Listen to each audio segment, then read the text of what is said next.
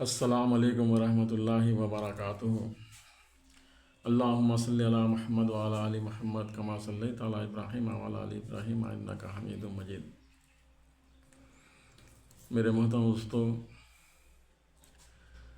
اللہ تبارک و تعالیٰ نے جب پوری کائنات کو بنایا، اللہ تبارک و تعالیٰ کروڑوں خربوں سال ہو گئے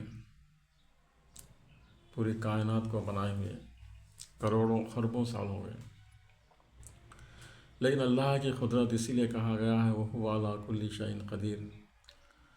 لیکن اللہ کی قدرت کو دیکھو، کیسے کیسے سیارے ہیں، چاند ہے، سورج ہے، یہ زمین ہے، اور کئی سیارے ہیں، کہکشاں ہیں آسمان کے اندر۔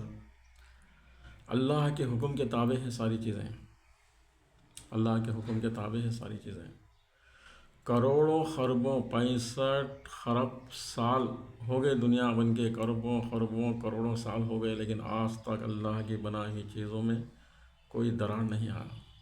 ایسی قدرت ہے اللہ تبارک و تعالیٰ کی۔ میرے محترم دوستو، اللہ کے نبی صلی اللہ علیہ وسلم کے قلب مبارک پر اللہ تبارک و تعالیٰ نے کلام پاک کو نازل فرمایا۔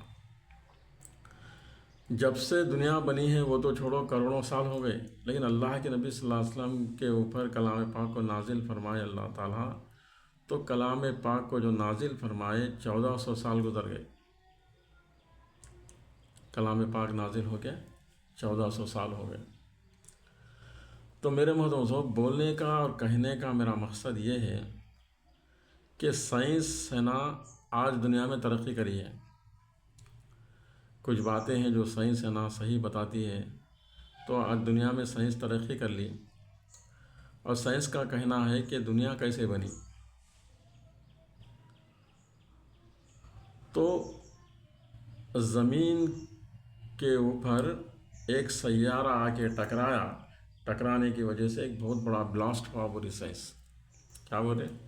بہت بڑا بلاسٹ ہوا، ایک دھماکہ ہوا۔ وہ دھماکے کی وجہ سے کیا ہے، پورے ذرات ہے نا پوری کائنات میں پھیل گئے۔ اس کو انگلش میں بگ بینگ کا نام دیا گیا، بگ بینگ کا۔ تو میرے محترم دوستو، یہ سائنس ہے نا 1920 1930 1940 میں یہ تحقیق کری کہ ہے نا جو سے آگے زمین سے ایک سیارہ آ کے ٹکرایا، اور یہ ہے نا جو سے آگے پوری کائنات کے اندر پھیل گیا، اس سے پورے سیارے ستارے وغیرہ بنے ہوئے۔